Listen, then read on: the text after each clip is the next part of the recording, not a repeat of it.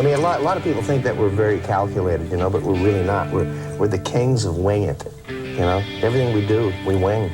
We're going with no idea. Everything from doing a recording, a record, writing a song, to a stage show, which really isn't a show. You just get out there and blow. So I think today's going to be a really cool lesson because it involves a couple of my favorite things. Talking about Eddie Van Halen, really cool guitar concepts, chorusy guitar tones, and the secret chords of Eddie Van Halen. Now, what brought this on was I was talking to a friend the other day about how nobody ever mentions what is happening behind Eddie's solos. If you look at the Diamond Dave era stuff, typically guitar would drop out, Eddie would play a solo, and Michael Anthony would hold down the rhythm. Now, from 5150 on, in the Sammy era stuff, you notice all of a sudden there's a lot more guitar happening behind the solo. And I wanted to show you some of those chords because they're really cool and really, really interesting how Eddie used kind of the same couple of chords and made them all sound different and wrote all these iconic solos. So before we hop into things, I have tabs for you down below. If you would, subscribe, and also check out my course, the Chord Expander. I put it on sale this week. If you're trying to expand your chordal knowledge on the fretboard and just more unique ideas, give that a try. I put a lot of stuff that I love from Eric Johnson, Eddie, all these guys in that course. So check that out if you would, and let's get to the lesson.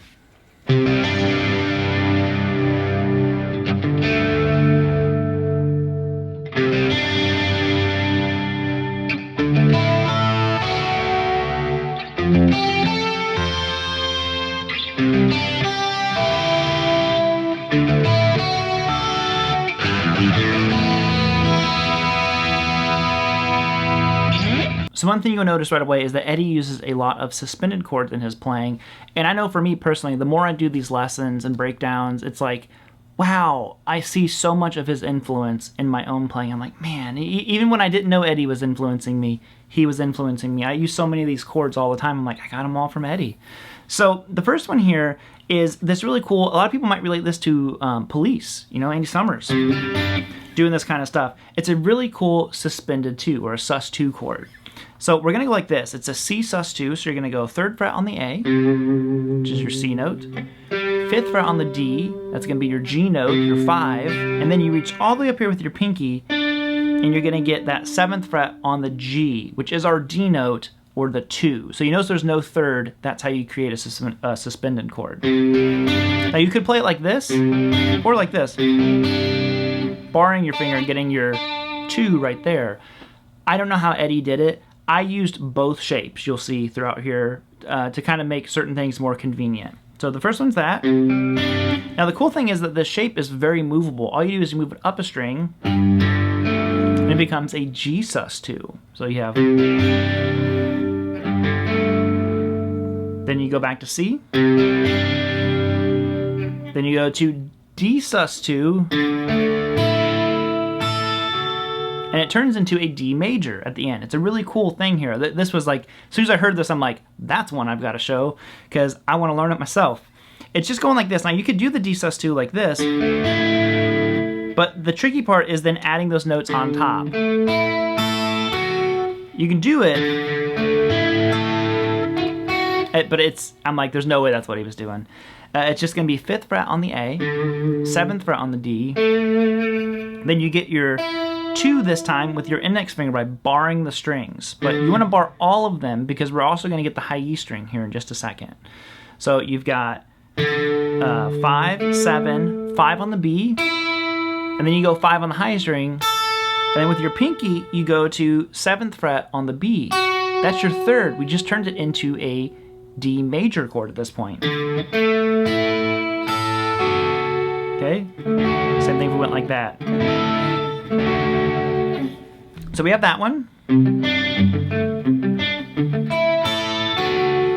Now he moves all the way up here to an F, and he kind of reverses the last little bit of it, just a tiny bit. You're gonna go 8th fret on the A, then you're gonna go to 10th fret on the D, then you bar just like you did before, then you go to 8 on the B, then pinky first this time, 10 on the B, and then high E string. So you'll notice he does the same chords, but he adds subtle changes. It's typically not just this repeating pattern of like always the same thing. We're going to do Amsterdam here in a little bit, and it kind of does do a repeating pattern just through the chords, but usually Eddie is changing it up. He's probably just improvising while he's doing this, honestly. Now after the F, you go all the way back down to C, but instead of doing that spread out version, we're going to do the stacked version of C this time because we're going to add those extra notes on top. But it's the exact same thing as that we did on the D. Okay, so it's 3, 5, go to the B, 3, 3 on the high string, 5 on the B. Move up to the D. Okay, that much, and then so just the version where we do the pinky first. So it's 2 patterns, and then oh sorry. Then he has a little licker. Just 3 open 3 on the low E string, then a big old A sus2 chord. There you have it. So, Take Me Back, Deja Vu, really cool chords. And like I said, you're going to see a picture painted here real soon how Eddie used a lot of the same chords and made them all sound different.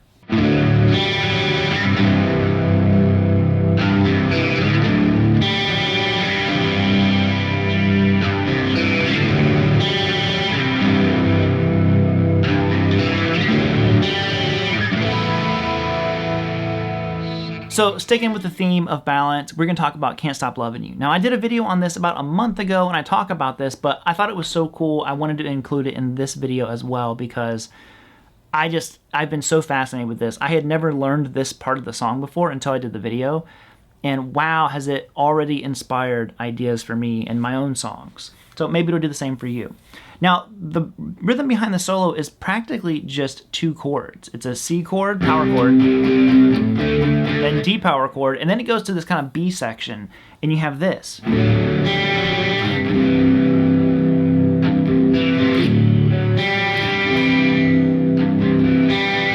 You know, that whole thing there.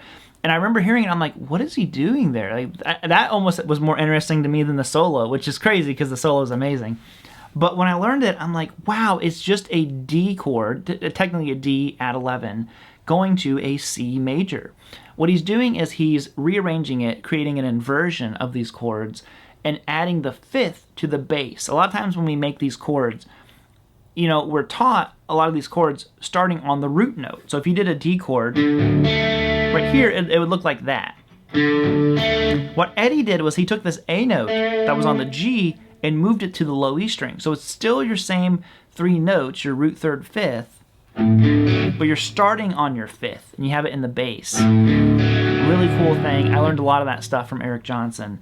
But what Eddie does is he does this chord, so it's 5th fret low E string, that's your A note, 5th fret on the A, which is the D note, and then you have your 4th fret on the D, right there. Now that is your F sharp. And he adds the open G. That would be your 11 or the 4 of the chord. Okay, so you play those together, slide it down 2 frets, do the same thing, but it's 3, 3, 2 open. This is just a straight C major with a 5th in the bass. A lot of people play Cs like this anyways. Not like that way, like this. To get that 5th in the bass. But I just thought this was such a cool transition. I mean, D at 11. I've been doing this chord tons now. I'm like, oh, it's like everywhere. I'm like, how much can I use this before everyone's like, hey, calm down. You don't need to use that chord every time you write a solo now. So, anyways, on to the next one.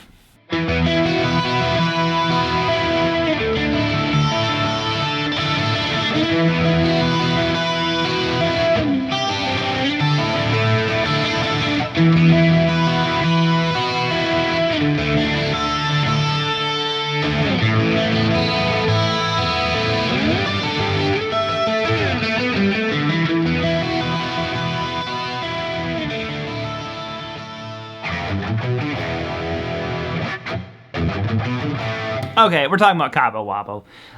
One of my favorites off of OU812. I love everything. I love the lyrics, the melodies, the guitar riffs. I like his tone. It's a much thinner tone.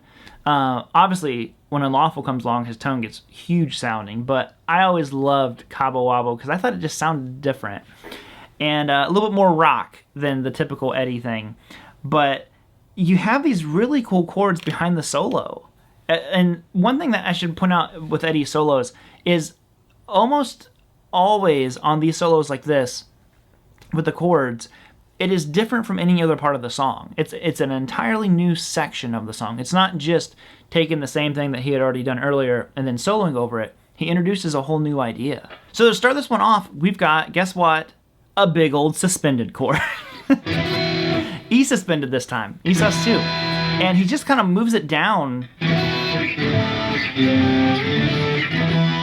I mean, that's really all that he's doing. It's that one shape moved around, but he's just kind of like tweaking and altering it ever so slightly. So the first one, we're just kind of walking up and down the chord. So you got 7th fret on the A, 9 on the D and G, and then 7 on the B and high string. Straight up bar that baby. Now we slide down, and you can probably just keep barring it if you wanted to. I don't, just because my hand gets tired, if I'm being honest.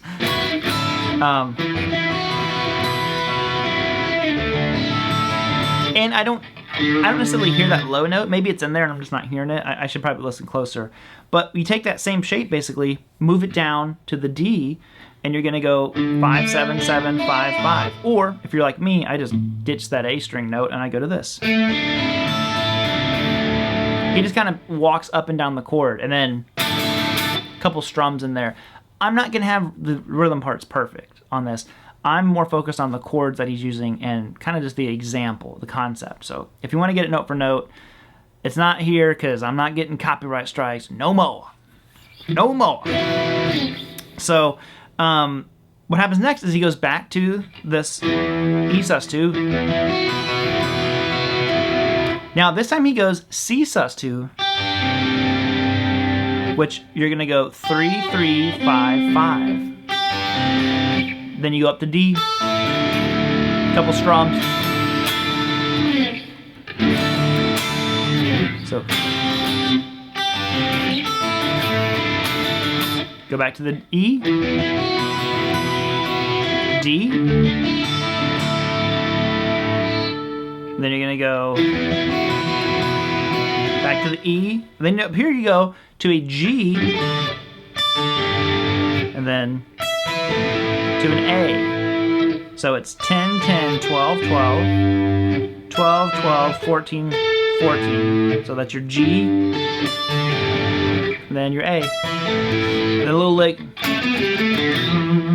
And that's just 7, 9 on the D, 5, 7 on the D, 5, 7 on the A. Alright gang, there you have it. Hopefully you got something out of this one. You know, I think we can all see how Eddie took chords that weren't the most difficult to play, but made them sound really, really cool, and it really added so much to the solo. So those suspended chords that he does a lot, those add 9s, add 11s, all that stuff is just part of Eddie's style, especially when he got into the little like 5150 and on, but he still was doing that stuff in, you know, early Van Halen as well. Listen to a lot of, like, I mean, think about Panama. That's, I mean, the suspended chords everywhere inside of his playing. So other than that, I hope you guys all enjoyed that. If you would, you want to support the channel, check out the chord expander course, subscribe if you would, get the tabs, and I will see you all later. Bye homies.